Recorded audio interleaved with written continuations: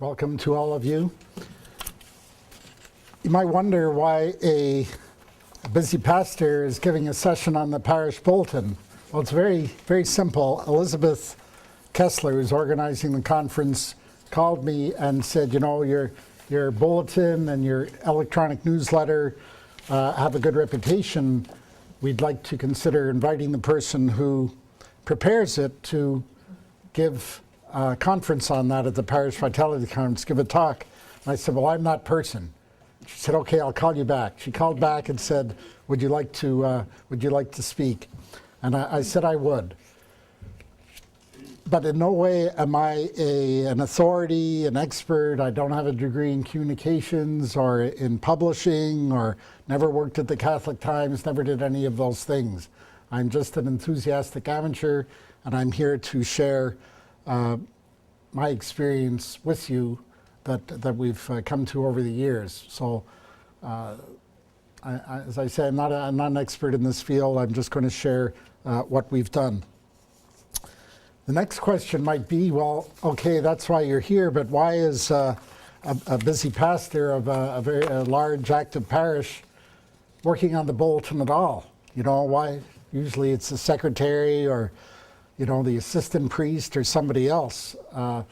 And that's a very good question, because, you know, a job, just about any job, the longer you're in it, the more it grows, and especially in a busy parish. I have lots of things to do and lots of other things to do. But I'll tell you how I got to that with a little history. As Brenda said, my first parish assignment was at St. Edmund of Canterbury as the assistant to Father Thomas McEntee. Anybody remember Father McEntee? Sure, a lot of you. He's only deceased a few years. And it always impressed me that Father McEntee, after a busy full weekend and a very active parish too, would spend his Sunday evenings setting up the bulletin. And he'd type out little things, and he'd cut out other things, and lay it out on last week's bulletin or on a blank sheet of paper this size. And then Monday morning, the secretary would come in and she'd type everything up in the order that he had put it in. This was really before people were doing things digitally, and we just, at the end when I was there in the late 90s, we were just getting online, and so it was done pretty low tech with typewriters and Scotch tape and all that. I admired his dedication, and I also formed ideas of what I liked and did not like in his approach. He basically would have one section on parish news, another section on things going on in other parishes around the diocese, and then another section for things going on in the city, which in his case usually had to do with anything Irish, and you know, he was plugged into all that. So that's how he did it, and somewhere there were the masses that were announced. It wasn't bad as far as a theory went, but he liked to get so many things in there that it was a bit hard to decipher. It was kind of very, very full. So I began to think about that, and my next appointment, assistant at St. Patrick's Basilica, I gradually took over the bulletin preparation during the time I was there, and to implement my vision, if that's not too grand a word for it. The first desire I had was to, not only because of St. Edmund's, but just in general, was to present a very clean bulletin that was easy to see and easy to read, and because a lot of them that I saw were either had too much stuff in them or too many lines, and it's just, you kind of didn't know what you were looking at. It was hard to decipher. So I wanted to have something that was kind of clean and easy on the eyes, not confusing. So I experimented with different fonts and layouts, and gradually found what seemed to be working for us. But the bigger vision, I guess, was not just to provide information, but also instruction and formation in the faith. How many of you are parish secretaries? Many of you. And how many of you work on the bulletin of whoever's here, quite a few of you. So you remember until a couple of years ago there was a bulletin service, le foyer paroissial, and we would send either physically or by internet. We would send them our bulletin each week, and we'd have this little template, and we'd fill in everything and send it to them, and we'd send it Tuesday or Wednesday or maybe Thursday, and they'd send it back by Friday or Saturday, all printed up. They went out of business, so they closed down about a year ago, a little more than a year ago, and we had to decide what to do next. We had a printer doing other work for us, so we spoke to them, and they took over the printing of the bulletin. I think some of you may be using the Cisca, some of you using that same printer, because we shared that knowledge, that information. The bulletin service, Le Foyer Paroissial, used to provide these little texts every week, something that some priest or somebody else would write, and you could plug those. There's usually two of them. You could plug them into, really would give you your first page, and then you could add in your other information. I didn't find a lot of those texts that inspiring, so I rarely used them. That was, I guess, maybe my personal thing. I just didn't find them that exciting. So I started looking around for other texts when I was at St. Patrick's to put in things that would inform people, would inspire them, and educate them. Because, as a priest, we have 8 to 10 or 12 minutes or 15 minutes maybe, and a very long homily on Sunday.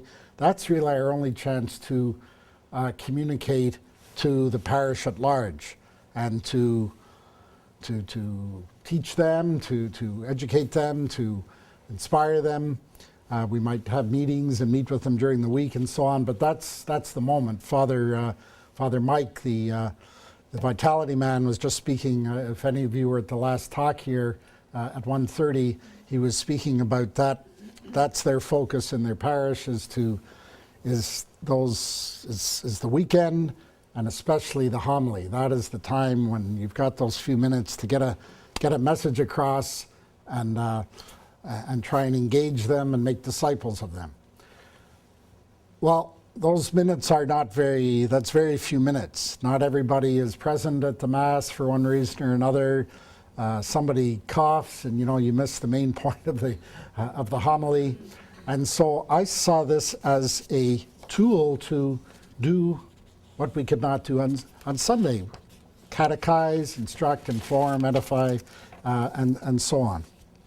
When I got to Holy Name of Jesus, where I am now, the bulletin was very simple little pamphlet. It had the masses, and it had basically that was it. The Father Colford, who was there at the time, had been there over 40 years, and he would, he'd put in if there was something important happening in the diocese, World Youth Day, but it was a different vision. It was just really to get the masses out there. And he would, on Saturday afternoon, he would personally photocopy all those bulletins and fold them up and hand them out at Mass. It was very low tech. I mean, we when I got there, the parish was not online. There was a fax machine. That was considered very high tech. There was one phone line, and so when the phone would ring, Father Culford would pick it up, and if it was for me, he'd put the receiver down, he'd come and knock on my door, and he'd say, "House phone." So I'd know to pick up. There's a call for me, and then I'd hang it up. By that time, he'd forgotten to hang up the other end, so the line would be busy for hours, maybe days, I don't know. And there was no parish secretary, and it was just a kind of an easygoing, laid-back way of doing things. I had a bit of a different vision of things, and it was time, to bring the parish a bit into the 21st, well, maybe the 20th century, but maybe the 21st. So we started making our own parish bulletin, with, of course, with the help of the bulletin service, and I realized pretty quickly as I was finding material for the bulletin that something that's a cliche everybody knows, the internet is a jungle out there, right? It's everything that you want to know and all kinds of stuff that you don't, and it's all mixed up. Probably in any field, but certainly in this field. So you have a few trusted sites. Maybe you go to the Vatican site or whatever, the diocesan, Montreal diocesan site where you can find certain things, and you get to know some of that stuff. I remember one of the came to my attention. I was looking on the website of one of the cultural community parishes. And they had links, people put on links that are recommended. And one of the recommended links, I think it was RomanCatholic.com or something like that. I thought, okay, I've never heard of that. And I went on, and it turned out to be a virulently anti-Catholic site. But it drew you in, and it said, let's talk about the Pope. And then by the time you got to the end of the article, you realized they were saying the Pope was the Antichrist and all these things, but you wouldn't know till you were on it. And I called that parish and I said, do you realize what you're promoting here? Or I sent them an email, I don't know. I think I sent them an email which was never responded to, and maybe a year or two later the site, the link was taken off. And I realized we have to be very vigilant about what we're promoting, what we're looking at, and that the average person, the average Catholic in the pew, does not have the background to be able to discern, to discriminate between something that looks good and has the word Catholic in it and may not be really anti-Catholic, but it's maybe something else entirely, because a lot of Protestant churches consider themselves Catholic.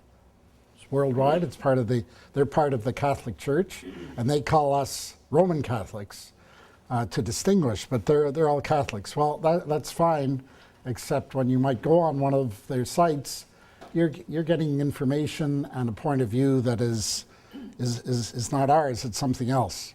So I saw this as an opportunity to find good material that was Catholic, that was solid, and also to help people to direct them to where the sites that were good. And every year or so I have in the bulletin, I'll have a page or part of a page with just recommended websites, things about Scripture, things about the church, things that are of interest to us as Catholics.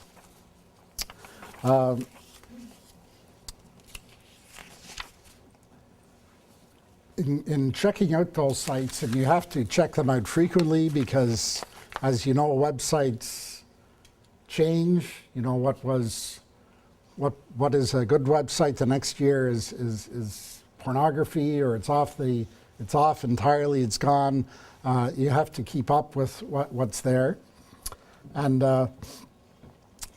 some of the material I found, I would take something, say, the saint, the feast of the day.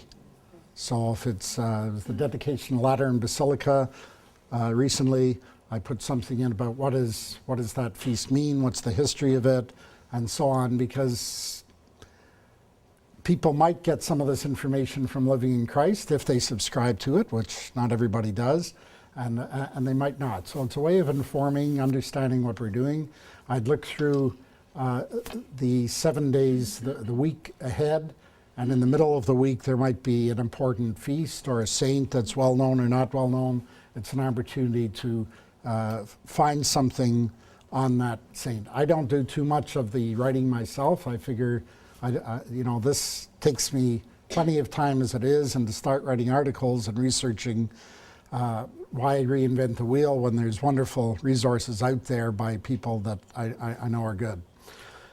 So I might take something from the breviary, the Liturgy of the Hours. The second reading each day of the Office of Readings is the writings of the saint of the day, or something from the Second Vatican Council. Beautiful stuff. And take a paragraph or two from that. Maybe there's something on virtue. When we had the year of faith, I went around, looked at places to find out things from the Vatican, from other dioceses, from places about the year of faith that could be of interest. We had a little series on that. Catholic Register that we get here in Canada. Sometimes there's a great article in there, and you can find almost anything online. So I'll Google Father Rollheiser, Father de Souza, or somebody, Google that article, and put part of it in. The others, I'll just put links in our e-newsletter. Our e-newsletter is something we started, it's almost 7 years now. It started as a way to send out the bulletin in electronic form because not everybody comes to church every week. Sometimes they're away, they're sick, or they just don't come regularly. And it was a way to get the bulletin out there for them to know what's going on in the parish. So we started getting the emails of the people who are registered in the parish, people who sign up for baptisms, people, weddings, funerals, people who, all kinds of people who we get to know who might be interested in what we're doing. And we sent out the e-bulletin. I'm going to just show you how we started to do that. Oops.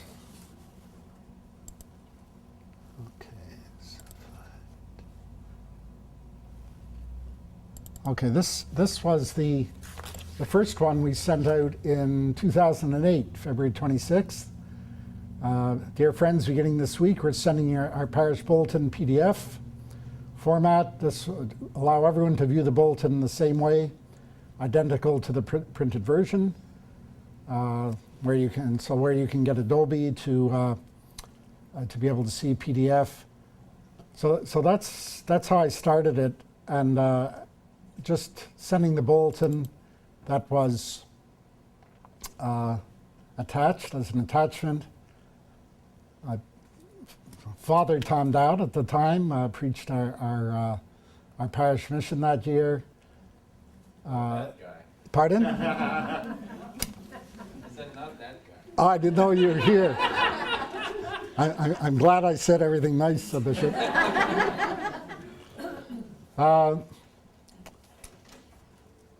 So that particular day, I guess we were in Lent at that. Yes, we were in Lent at that time.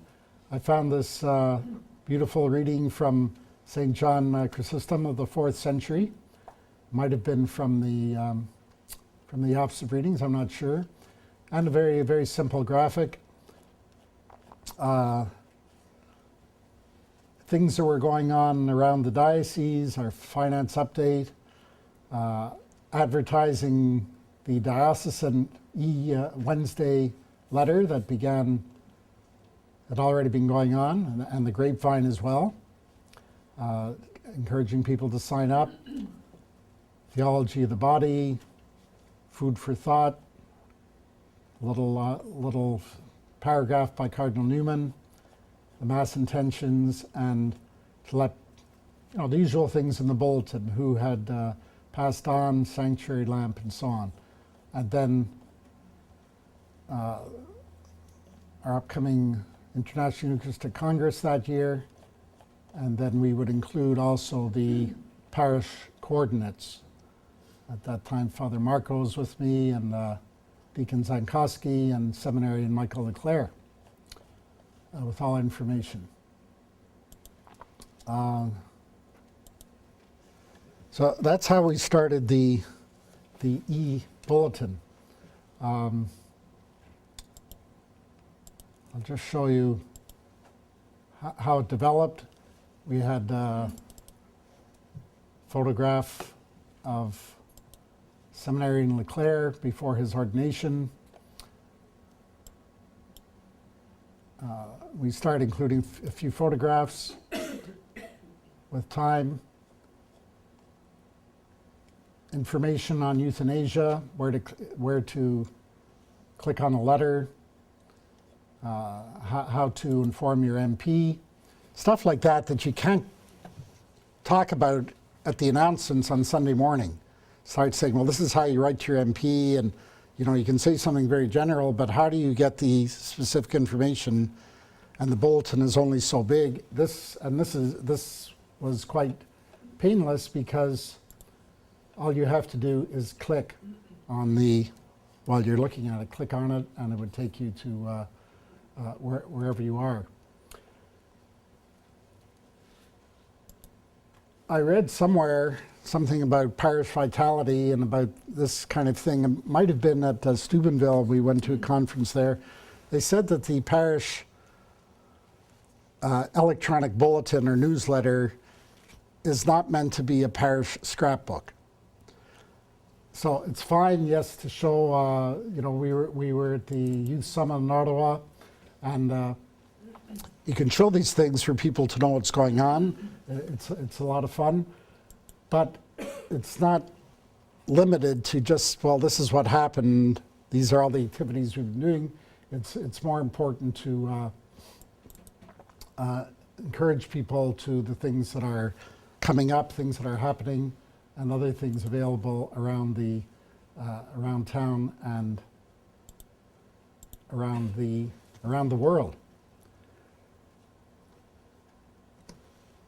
I used to put these kind of images in the bulletin, but I soon discovered that a lot of people are receiving them as attachments, and it didn't come across very well. So we don't implant or embed images in the electronic bulletin anymore. We put them as attachments. We started a couple of years ago also having way up here somewhere, putting the bulletin as a link rather than an attachment, because some people's offices, they will not accept any emails that have attachments for security purposes. So we put them as an attachment. Now we're doing, some weeks we're doing both. As doesn't work both ways every week, but as an attachment and as a link so people could click on. We've also reduced a lot of what we put in. I'd say in the first year or two we'd have quite a bit in there. And I was finding that people probably were not reading it all, because when you open an email and you've got 6 links to click on and 10 paragraphs, it's a lot. This was kind of just a vacation, a holiday reminder of the holiday masses.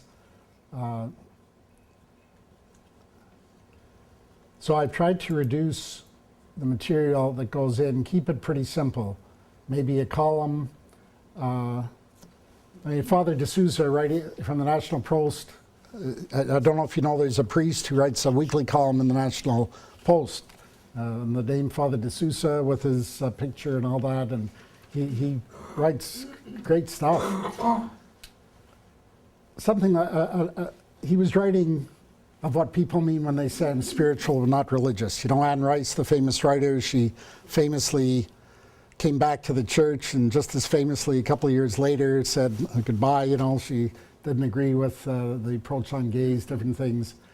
And she said that, I'm spiritual but not religious. And so Father D'Souza, in this article, talks about that, because we run into that a lot, right?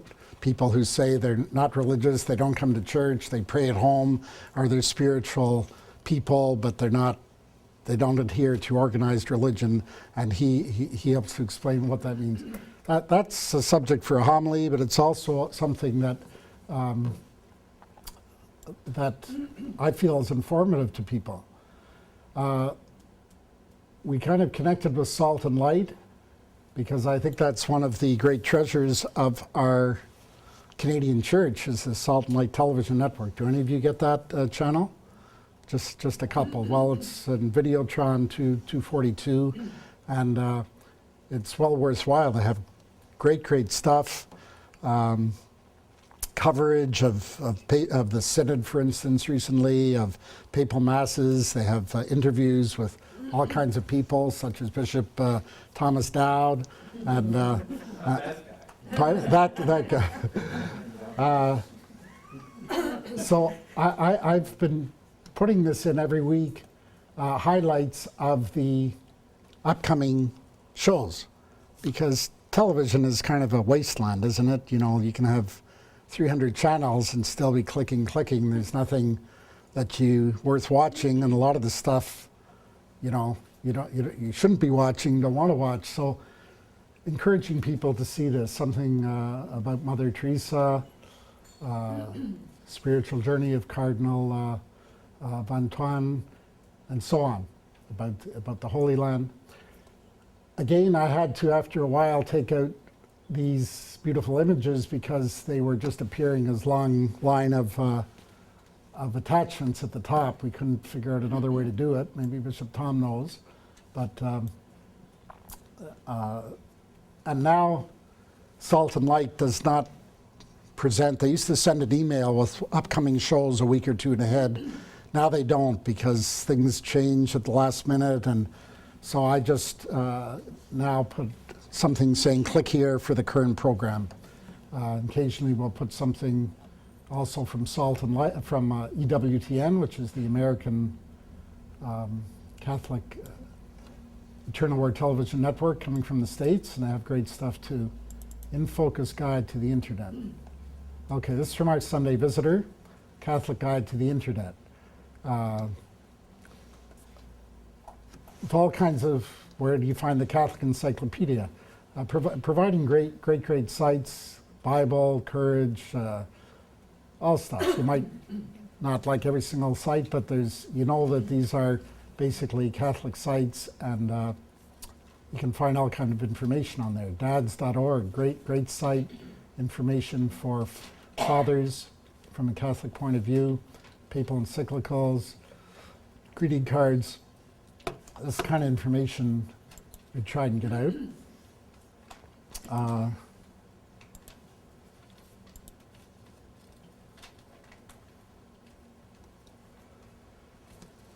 Promoting events coming up. It's one thing to put a little blurb in the bulletin, and it's another to be able to give people a link so they can see quickly what's coming up. Theology of the Body was here. Our parish pilgrimage is taking place. Again, Salt and Light.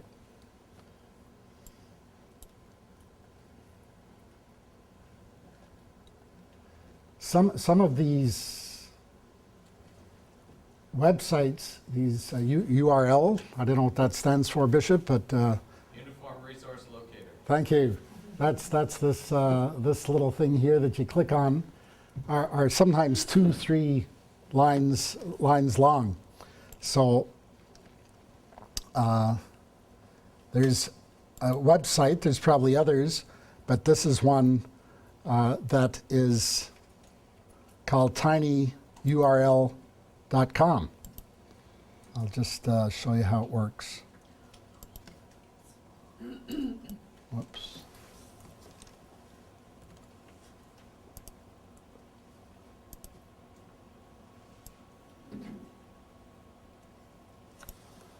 Copy. So you take your URL and you plug it in there, and then you say make tiny URL. And in a few seconds, it comes back, usually.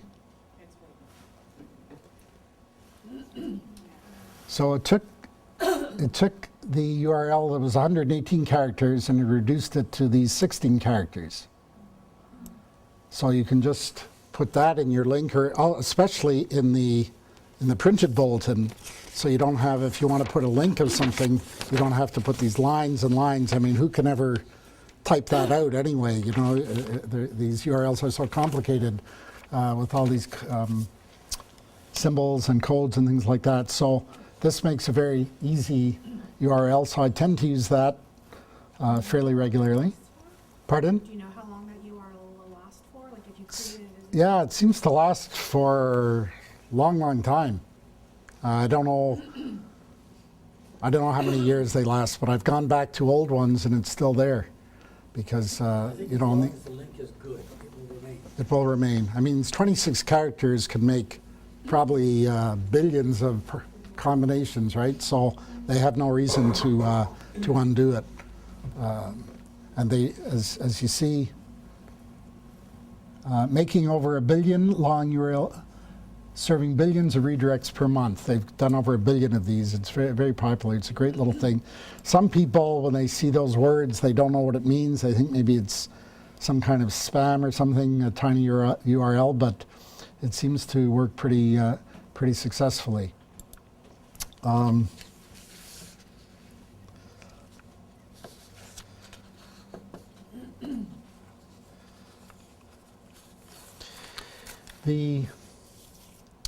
Since we left the bulletin service, one of the things they did was to provide a picture of some kind on the front of every bulletin. I mean, a lot of people didn't even notice them for years and years, but every week they'd have something kind of related to the gospel or the feast or whatever it was, the time of year. That's no longer available, so first we just had a kind of a symbol, something from our church, and then I thought, well, this is another opportunity to make the bulletin personalized and something that is that a way of showing a way to support the gospel. So that's the one. 1 week, many are called, few are chosen.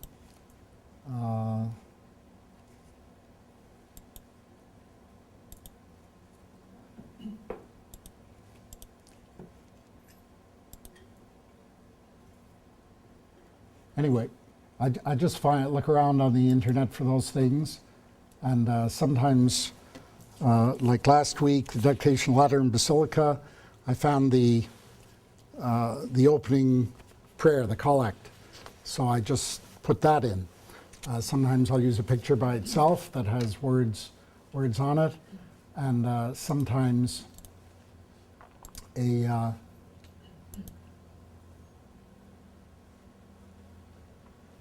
Jesus Christ is the chief cornerstone. Just simple stuff, just to help to refer to the gospel or the feast of the week.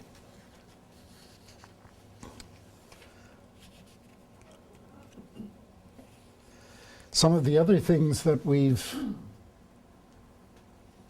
done.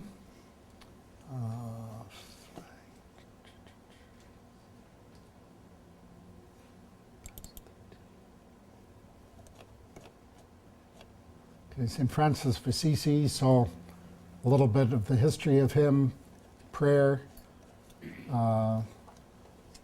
things coming up in the diocese.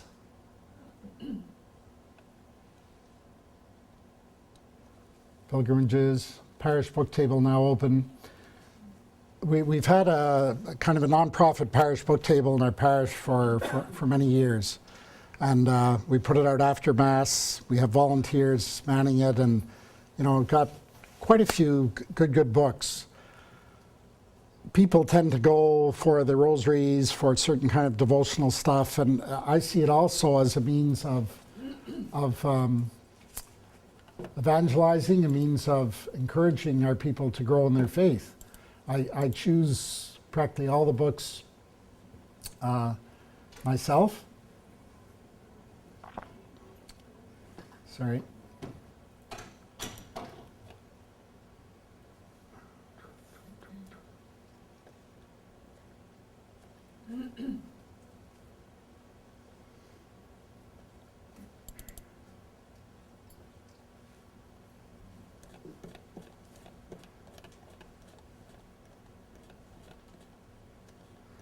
Well, I can't find it right now, so I'd have a little section in the bulletin.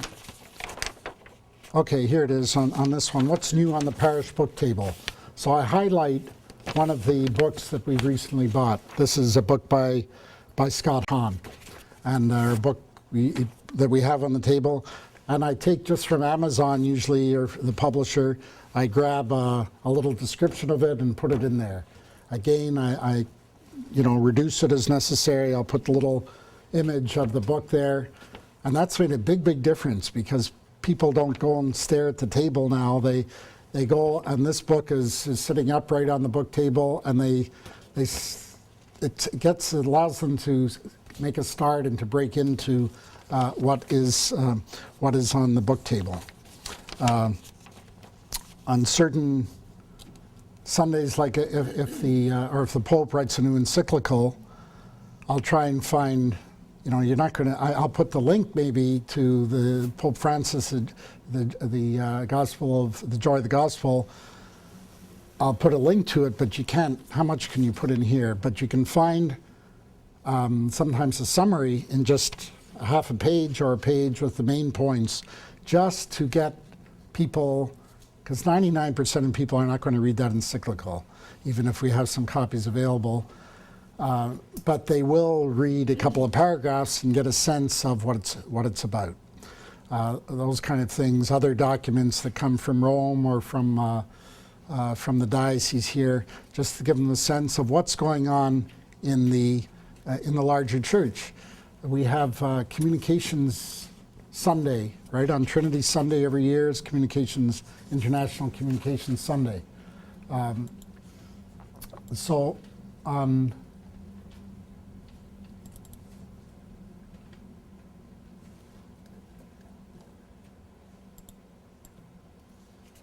Okay. So on that Sunday, I'll try. The Pope writes a document on that every year that nobody reads much. It's a very long document. So I'll try and I cut that down. It takes a little time to cut down a document like that into that, just to give a sense of what he's saying. World Day of Prayer for Vocations. Have something in there so people have an idea of what's going on. This was during the Year of Faith. We had a little. Most weeks we'd had something. I always used that graphic so people would recognize it. And this came from the United States Conference of Catholic Bishops. They're a very big organization, much bigger than our Canadian bishops, with a lot of resources, and they have great stuff on there. So I just, again, summarized a bit what she said. 10 points for fruitful scripture reading. Just like that, helping people to break in Bibles in the book. It's a library. The old relates to the new, and so on. Recently baptized. So this is the stuff that most people have in their bulletins. Who got baptized? What's going on this week? We're selling flowers. Other things around the diocese.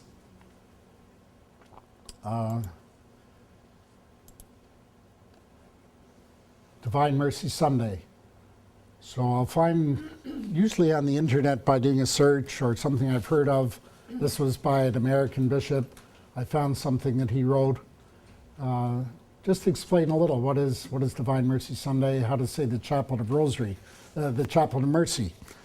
And on Divine Mercy Sunday, we hand out the bulletin to everybody before Mass, and at the end of Mass, we all pray the Chaplet of Mercy together. It takes like 5 minutes or 6 minutes or 4 minutes. It's, as you know, it's very, very short prayer, but virtually everybody stays and does that. So that's in the bulletin. Canonization of the popes. More information. I'm looking at something. Okay, for also during the Year of Faith, from our Sunday Visitor, I had a series called Here, well, I forget what it was called. I called it Here's a Question, but they called it something else. And they have these questions. Why do Catholics pray repeated prayers pertaining to the Rosary even though God is not deaf? Well, somebody wrote in that question, and they have a few priests and theologians who answer the question, and all kinds of things, anything to do with the faith. Hundreds of these questions that came out. And so I kind of kept hold of them, and whenever I had space in the bulletin during that year, every week I'd try and put in some kind of a question. with an answer or reduced answer. Again, we discovered sometimes our parish missions, at the end of the mission when there's question and answer, that people have a lot of questions about the faith and about the church in general, and they don't have any opportunity or any forum to ask those questions a lot of time. Where are they going to do it? You know, the Mass, they're making responses, the priest is preaching. After Mass, there's coffee, maybe someone, you know, everyone's milling around, and then they go home. Occasionally someone, yes, will call us or send us an email and ask a question. They always think we're too busy, they don't want to bother us. So this is a bit of a proactive way to respond to some of the questions that people might have, but all kinds of subjects. I'm sorry, Father Sapper, you got this from Catechism of the Catholic Church? These questions and answers? No, I got this from our Sunday Visitor, but he quotes the Catechism in his answer. And what is that? Sunday Visitor, it's a book? Our Sunday Visitor is the largest, probably the largest Catholic publisher in the United States. They have a weekly periodical called Our Sunday Visitor that goes to most parishes around the country. It's online now too. And it's a very, very good periodical with all kinds of columns and articles, and it's very well done. And they also publish dozens and hundreds of books on all kinds of faith subjects. They have wonderful, wonderful pamphlets that you can order. We just ordered some for the Sundays of Lent, of Advent.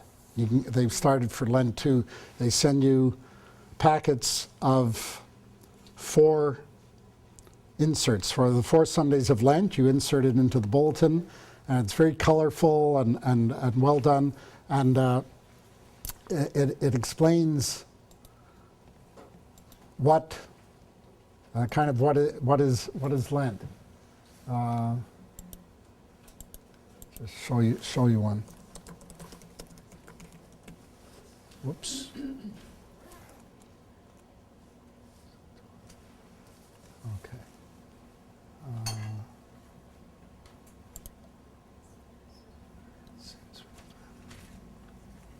New pamphlet teaches Pope Francis steps to happiness. What are the origins of Halloween? So this is their online version of their periodical. They have great stuff, and that's basically free. Father Sabbath, when emailing out the bulletin, if I were to take a question and answer from that site, I would need to cite it, right? I would need to say that I've gotten it from that site? Yes. I mean, I don't think that they're not worried about a few hundred people seeing part of an article in the bulletin.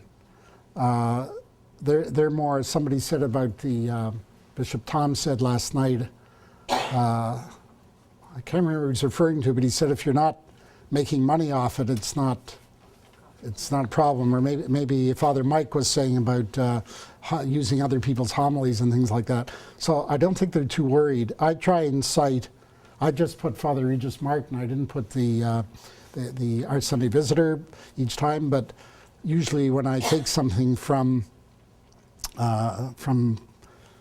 Catholic Saints Online or any of these things, I try and cite the author and or the site, just out of courtesy, and also for a way to people to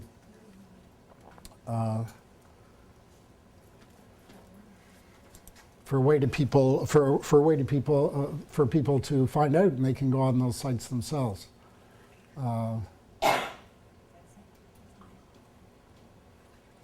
Okay, the origins of Halloween. So here's the kind of a thing.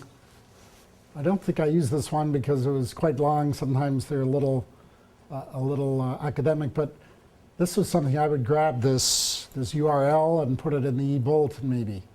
And for those who are interested, what is Halloween all about? It's a great way to learn about these things.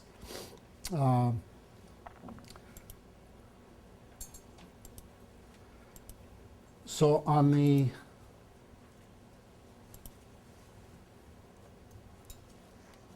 So we put this in the bulletin. That's where I would get that. They had that series. They also have these inserts for Advent, for Lent.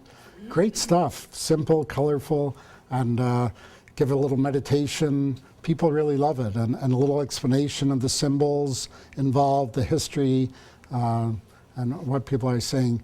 And they also have excellent books, and their books are really solid. You're not going to get too many weird ideas and stuff in there. It's good Catholic stuff, and so we order quite a bit of things from them, especially if we've got someone that comes up from the States a lot, so we can have the things shipped there and save a lot of money, or Sammy Baghdadi can order things here too. Yeah. There's nothing's equivalent in Canada to Novalis or... Well, I don't find they're the same. I mean, the market is so much larger in the States. So Novalis has some good things. They're kind of, I find they don't always discriminate that well. It's very mixed. They have some good authors and stuff that I wouldn't necessarily always recommend.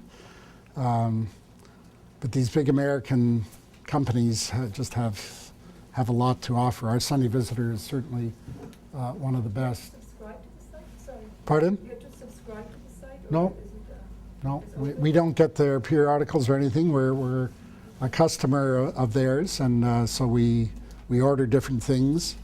anybody like if Anyone can go on the site, osv.org, I think, or just Google Our Sunday Visitor, and you can see some of the things they have.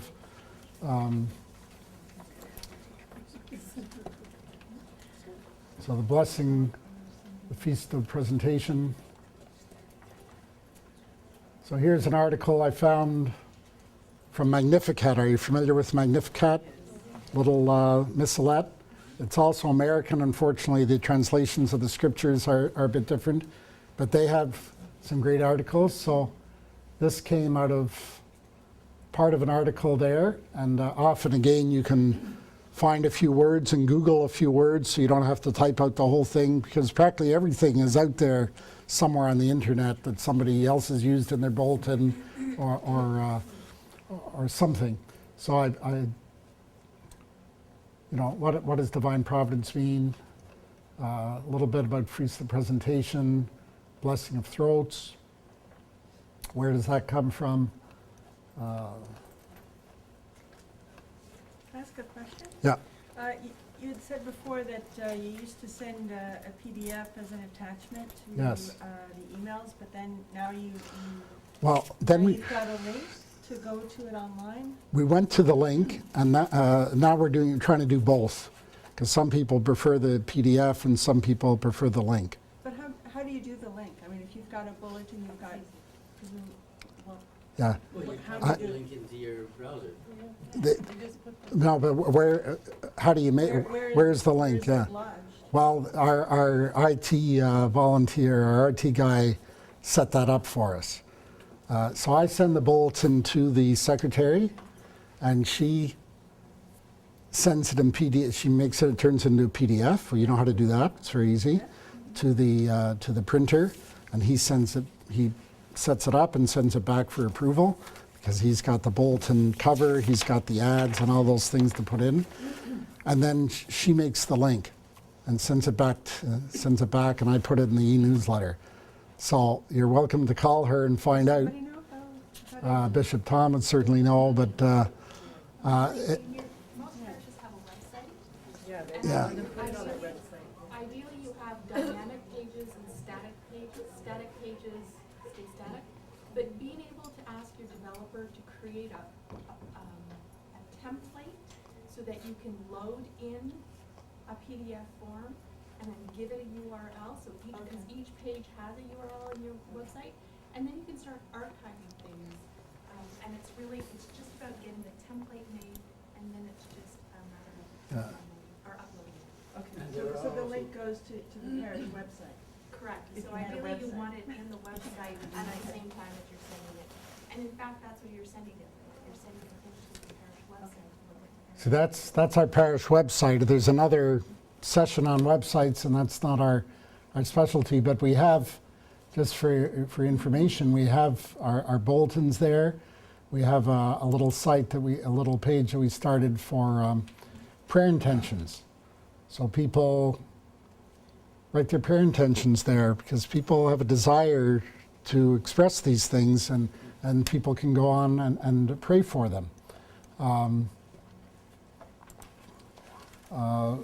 We have the current bulletin, and I don't know,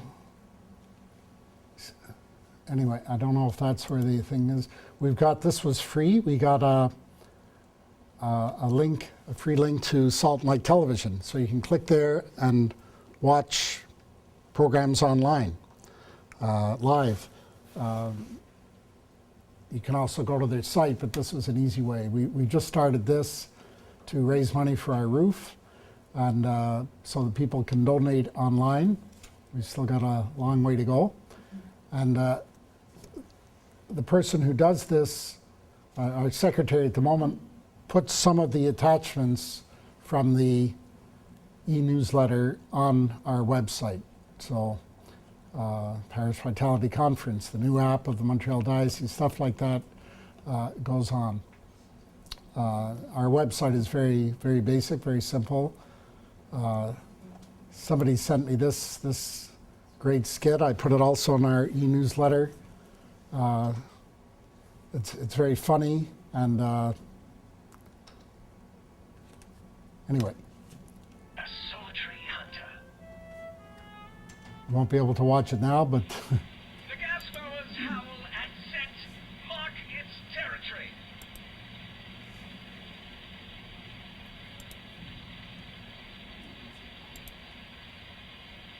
okay, how do I get off this guy? Okay, all right. Anyway, so some of that stuff is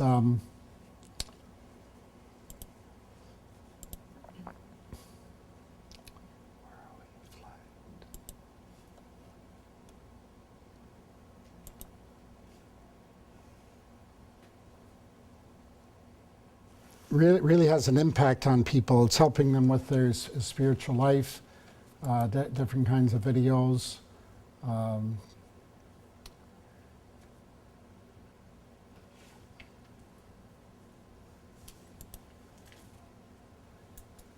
Okay, 60 Minutes recently profiled Pope Francis, so we had something there. Somebody told me about this website from others. Omnipotent. So it's just their ways of helping people in their family life and spiritual life. I put a fair amount on there about pornography because it's so pervasive, especially amongst our youth, and destroying a lot of families. We put stuff out the back of the church, but who wants to pick it up? So we start putting little pamphlets in the men's room where the men can pick it up. How to fight pornography, coming from Catholics.com, some of those sites. But when it's online like this, they can just click and see ways that can help them, information about it, and so on. They're going to do it because no one else can see them doing that. This is stuff from others.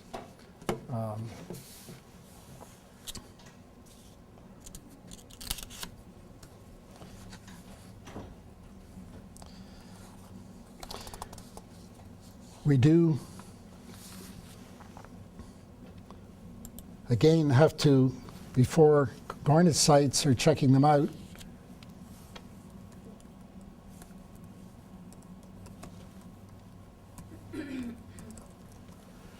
I look at them pretty carefully because, again, there's all kinds of stuff there. This is Catholic.com, which is a great name. It's run by Catholic Answers to explain and defend the faith. Pretty well anything that is here, I know is going to be pretty solid and sound. Some of it's better than others. They're great at stuff. Like when the Da Vinci Code came out, they published a little booklet refuting the Da Vinci Code, just point by point. And we got a few hundred of them, and they went in 1 week at our parish because everyone was reading the Da Vinci Code, and they don't know what to think about it. And they're being formed by this stuff. And so this helped them to look at the Da Vinci Code from a Catholic point of view and realize what nonsense it was, how much was made up, and what his point, those kind of things. Because our people are, what are they being formed by? You know, there are 10 minutes on Sunday morning, and then, 5 hours a night or 2 hours a night of those ridiculous sitcoms and Oprah, and all this stuff is what people, is forming people, plus the hours they spend going all over the internet, reading all kinds of stuff. And this is just a little way to respond to some of that, to inform, to educate, because they're getting ideas from everywhere. Father Sabbath, you're the one that decides what goes on, you're the one that researches this? Basically, yeah. I mean, people send me stuff like that little skit guys thing. Somebody sent me that. It's I don't think they're Catholics, but it's a great series of skits. The skit guys. This one is about how we are God's beloved creature, and not to put ourselves down, and how much we're putting ourselves down, hating ourselves, and anyway, it's great stuff. So someone sent to me. I looked at it and said, "This is terrific." There's a series I put on over the summer that came from, I heard about somewhere else. It was a well-known evangelist, Catholic evangelist in the States. He was doing a series on the faith, and I post a link every week for 5 or 6 weeks, YouTube links.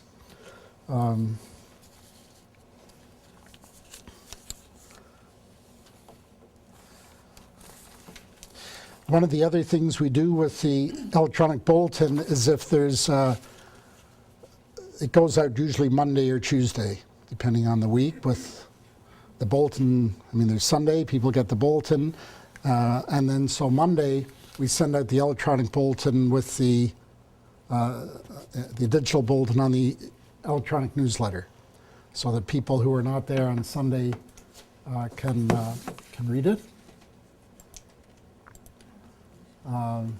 So it usually comes, on the Monday. We're just talking about the time frame for sending out the parish bulletin. You So- send it out the day after. I'm sorry? That's right. You send it out the day after the Mass. I send it out in the electronic format the day after, on Monday or Tuesday. Right. But it's obviously So in one church. day after Mass, not like 6 days before Mass. Right? No, but it's printed. The bulletin is put together a week and sometimes 2 weeks. If I'm going to be away, or Christmas and Easter, we combine 2 bulletins into one. We do that. So sometimes 2, even 3 weeks ahead, we've got bulletins coming. So Oh, no, What were you I was saying? printing mine today for tomorrow. yeah, well, that's I tight. think most parishes do that. I don't think most of us have the luxury of Well, planning that far ahead of well, time. I mean, you're busy all the time, so it's just a matter of because we have to send it to the bulletin service. They print it and they fold it, and we get them like this. That's different if you're doing it. Yes. If you're doing it all completely, you're doing it completely in-house. That's a little different. Yes. Like, you're the pastor of your parish. In my case, I'm the secretary, and sometimes I don't get any input by anybody. So I'm deciding what's going in and what's Yes. not going in. And like 2 weeks ago, I looked at my bulletin and I said, it's just a bunch of social activities going on in our parish, social Right. activities going on, in the diocese. And I'm there's nothing spiritual in here. There's nothing that somebody could take, like content or.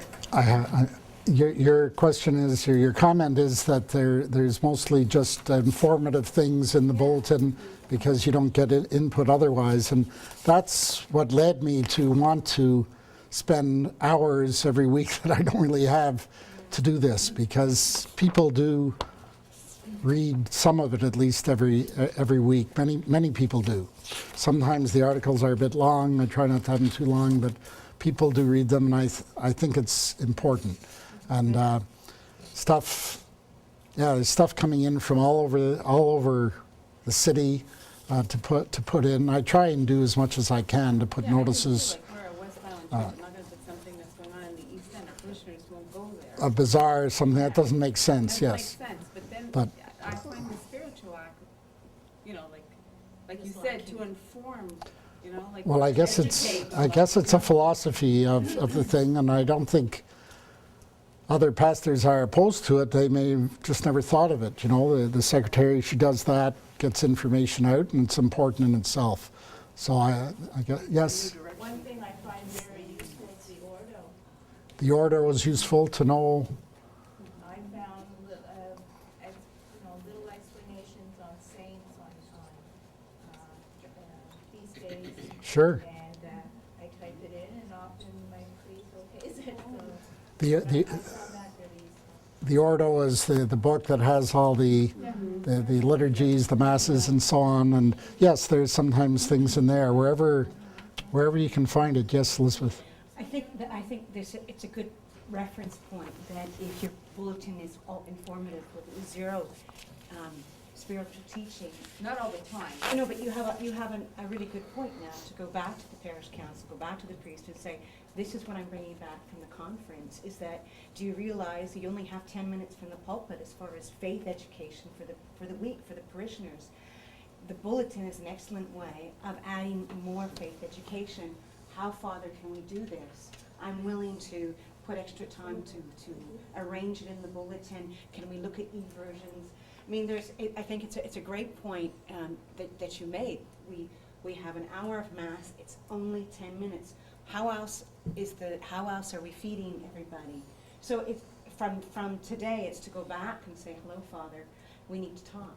Parish council, we need to talk. This is what I'm bringing from the conference. And it's not you against Father, you against the parish council. You're bringing something really constructive back from this conference. And, away we go. A lot of bulletins are only information only, and it's clearly it's a missed opportunity. As you're speaking, I'm reading stuff going, I didn't know that. So I think it's Father, you're doing a wonderful and service to your parishioners by feeding them so much. And I wanted to know, do you get feedback from your parishioners? How many people are receiving the email, even read your bulletin? How many receive this? I think it's probably 600-700 that we send out each week, maybe 800, I'm not sure exactly. It comes and goes, and I'm sure there's a certain number of people there who delete because they never asked for it. They just signed up for something and they're getting it. Once or twice a year, someone will say, take my name off, but rarely that. Can we get our name on it? Pardon? Can we get our name on it? Well, sure. I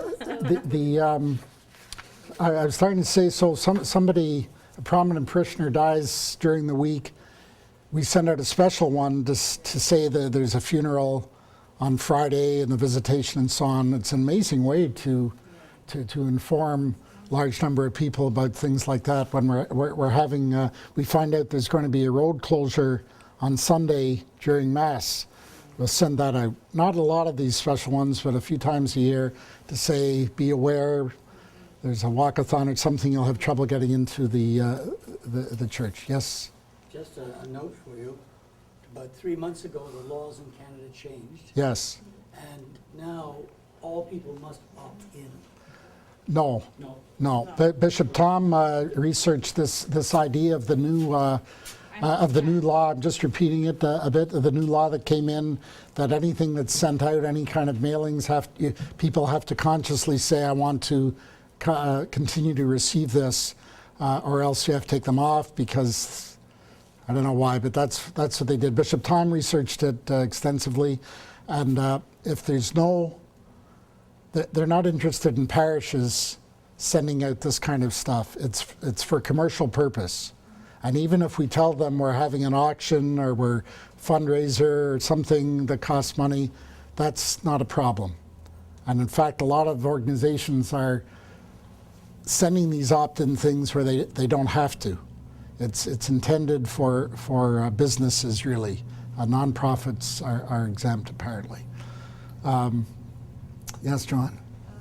Well, you said you sent this out electronically.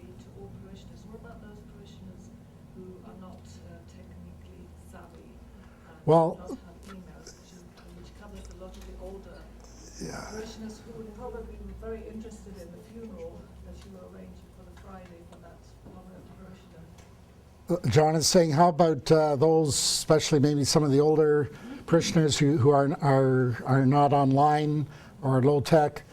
It's surprising how many. We've got lots of people in their 80s and 90s who have email and Skype and do everything.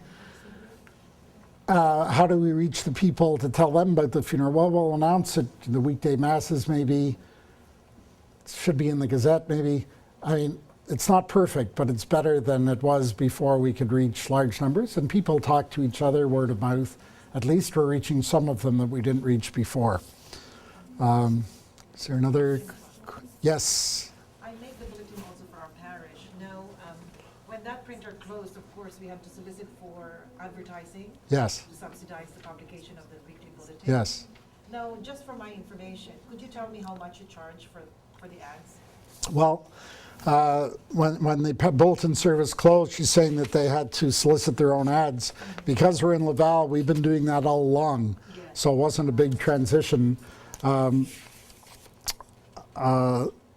We just continued, our volunteer who does that continued to do the same thing.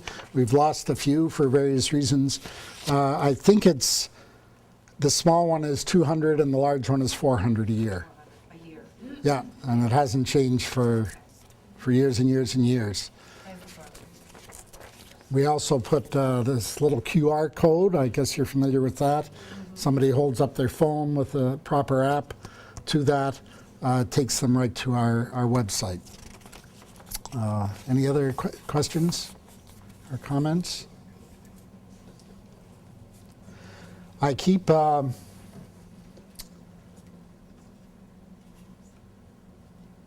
something called, well, it's a kind of a file where when I see something interesting, I cut and paste it into a digital file, and then when I have space, extra space or whatever, I can go back and pull that out. So I've got a digital file, also have a hard file with stuff that comes in, which I'm sure you all have, you know, Montreal retreats or something, that you just, stuff that comes in, Sacred Heart open house or whatever, so I just keep that there. I guess that's something that everyone would do.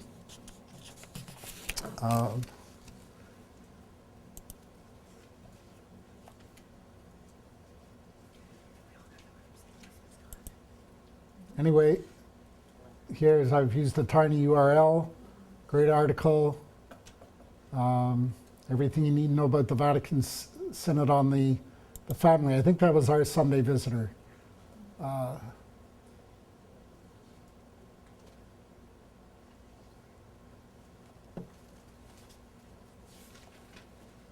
Yeah, our Sunday visitor, you know, because that was really difficult to figure out what was going on there. You're getting all these reports in the media and so much stuff. So in a pretty simple overview, what is the Synod of Bishops? Who's going to be there?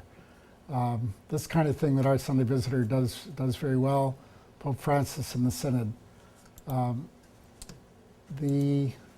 just put in this week, sign up here for free Advent reflections, Father Robert Barron. Great stuff. Of course, you know, they want you to put your email address and they'll send you stuff that they're promoting, but it's still, you're getting his little weekly thing. We had somebody that was putting out the catechism in a year.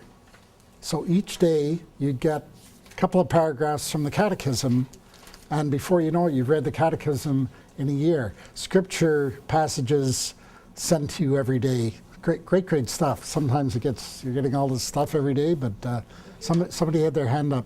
Yes? You email this to each of your, Well, I put it like this in the thing.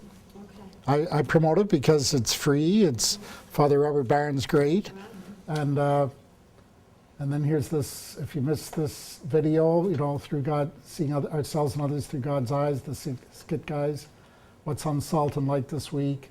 Check EWTN where to go to that. The new app for the diocese. See here, Ronald Daigle's funeral will take place. So those are the kinds of things. This Association of Parents that just started an English branch. Well, I think it came too late to go in the printed bulletin, so I sent it out there. Roof campaign. What's going on in Holland about euthanasia? It's an easy way to get a lot of information out. Father, will you ever go green and not print your bulletin, but just do it this way? Will we ever not print the bulletin? Just curious, you know, like I don't know. paperless society that you're trying to. Yeah, well, I don't think that's high on my list of priorities, but who knows what the future will bring. I'd say a lot of people still like to have the bulletin in their hand, and so here's that Family Life Center International pornography and sexual addiction resources I was speaking about. Helpline resources. There's, I don't know if you're familiar with the National Catholic Bioethics Center. It's in the States, and they have a great little periodic called Ethics and Medics. They also have a hotline that you can call with ethical question. I had a young man in my parish that came up to me.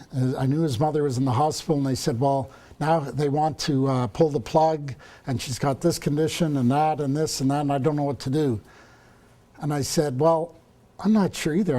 We called this hotline, and within 5 minutes you're talking to a medical doctor, and she's telling us the guidelines. She read the appropriate passage from the Gospel of Life by Pope John Paul II, and said these are the choices, these are the results. If you know, she's on diabetic, you don't have to keep people alive at any cost, all these things.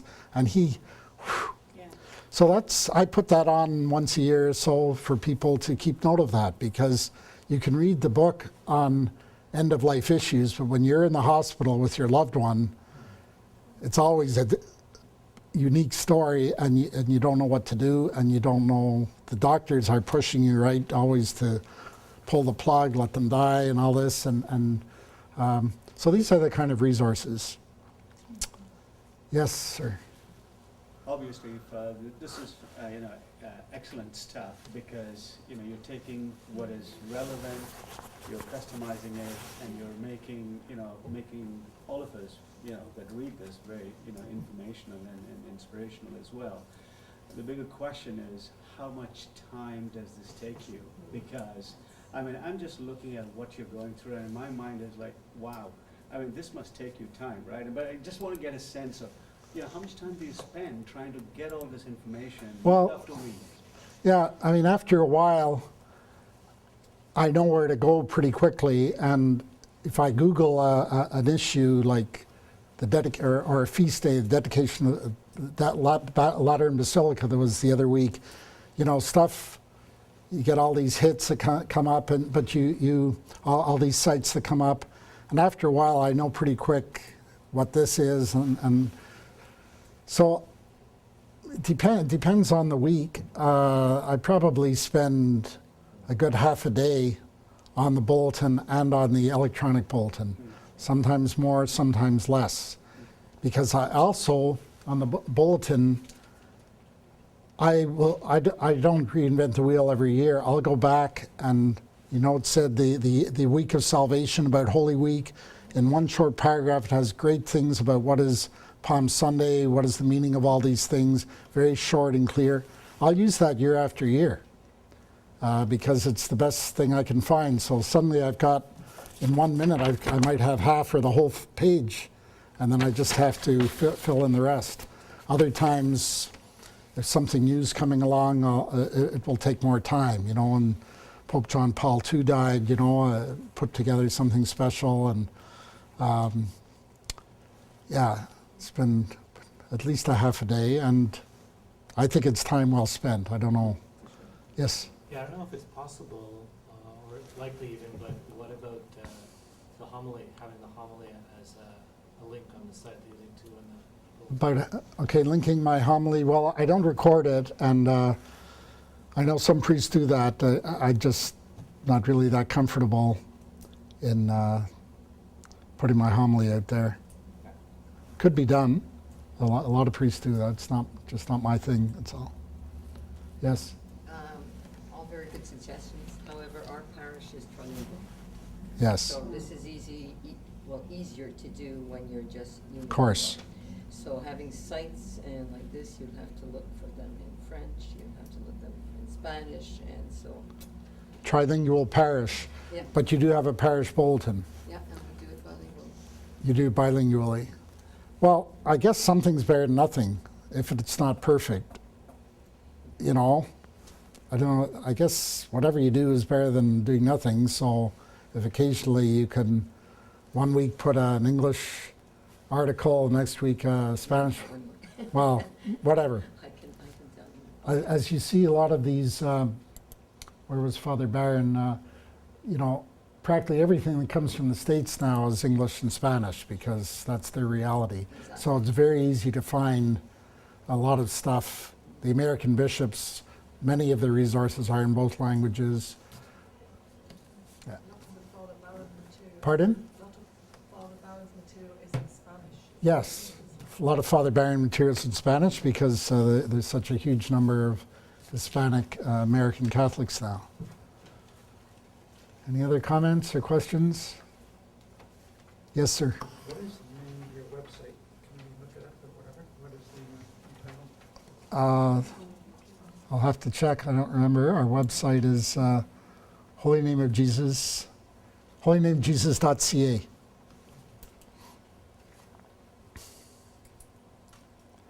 I'm going to have to get the new diocesan app up there. Do any of you have that on your smartphones? Not yet. It's really good.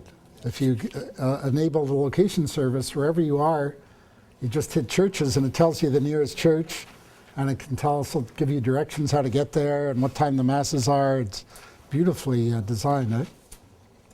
Did you do it? Yeah, communication. Communications. Well, they did a great job. Okay. Thank you very much. It's been a pleasure meeting with you this afternoon.